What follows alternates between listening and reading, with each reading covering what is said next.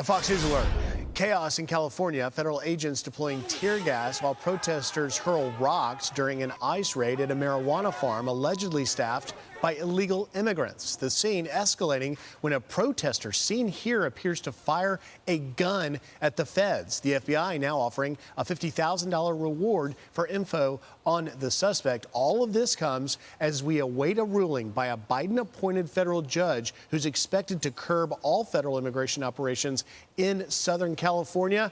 Border czar Tom Homan joining us now. Tom, I watched that video out of Camarillo, California yesterday and was just mortified. What happened there and what is your reaction? My reaction is the same as been from day one. That, people are welcome to protest. They have their First Amendment rights, but they can't cross that line. They can't impede us from doing our job.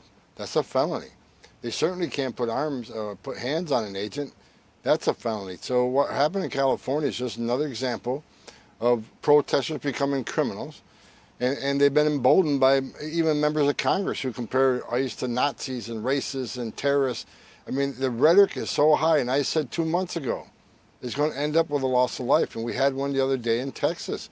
And it's not over. I mean, the rhetoric has to end. ICE agents are simply enforcing the law that members of Congress enacted, that they wrote, they created, and was signed by the president. If people want to complain about the job ICE is doing, then go complain to Congress, because we're enforcing the laws they enacted. We're doing our job. Hey, Tom, can I just take you back? You just said you had a loss of life in Texas? Yeah, you had a person attack a Border Patrol facility, firing at the facility, and Border Patrol agents. Right. The individual that assaulted him lost life. Okay, I was just clarifying, making sure you weren't making news there that an agent had lost his life, and that is, of course, the fear. But you talk about those politicians and the rhetoric that clearly seems to be fueling much of this, but you've also got some distortion of the facts. This was a post that California Governor Gavin Newsom put up yesterday. Kids running from tear gas, crying on the phone because their mother was just taken from the fields. Trump calls me new scum, but he's the real scum. We later find out there were 10 juveniles in that operation, that were 8 of which were unaccompanied minors. What do you say? I see this every day, and I said from day one, when President Trump became president, that they're going to vilify the men and women of ICE. They'll vilify the men and women of Border Patrol. They did it during the last administration, except this time, the rhetoric's at an all-time high. Every day I get up and I read the media posts at the White House, and 90% of the stories are just fake. They're lies.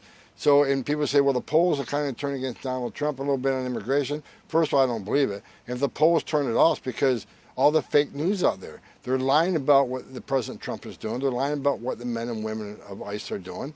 And that kind of turns, the tide against us a little bit. But that's why, members of the administration are out there every day setting the facts straight. The fact is, I read in the paper the other day, the majority of people who arrest are not criminals. Wrong. Look at the data.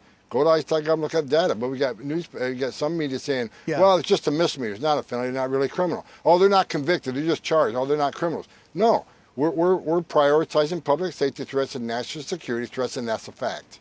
But Tom, it strikes me unbelievable that the Democrats are not on board. When you look at this raid, there were 10 juveniles that were illegally brought across the border. You and I covered this under the Biden administration. I was down in Texas. We encountered 8, 10-year-old, 12-year-olds coming across with just a name and an address and a phone number on their necks, the cartel ruthlessly sending them across. And yet now we know that 10 of them, 8 of which were unaccompanied minors, working illegally in a marijuana farm, and your agents go in and rescue them essentially, and yet there is violent resistance to that. Does that upset you? It certainly upsets me, and like I said, the work men and women of ICE are doing is incredible.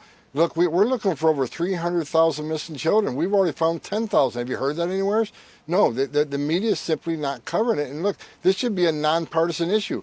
Arresting public safety threats and national security threats, everybody be all the same page on that. Rescuing children, it should be a nonpartisan issue. Everybody should be in lockstep on that, but they're not.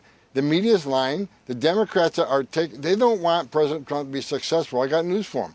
We are being successful. Every illegal alien public safety threat we arrest makes this country safer.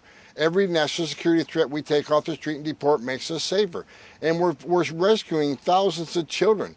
The lives saved every day by ICE, the lives saved every day by Border Patrol, are in the hundreds. So it's the only thing I can think of, Griff, if they hate President Trump more than they love their community. They hate President Trump more than they want, safe communities. And there's just no other excuse why this is not, why this has become a partisan issue to take public safety threats off the street. And before I run out of time, Tom, I've got to get your reaction to this Biden-appointed federal judge out in Los Angeles, apparently expected today to issue a temporary restraining order halting your lawful operations. She says, I think it's important for the court not to burden otherwise lawful law enforcement activities.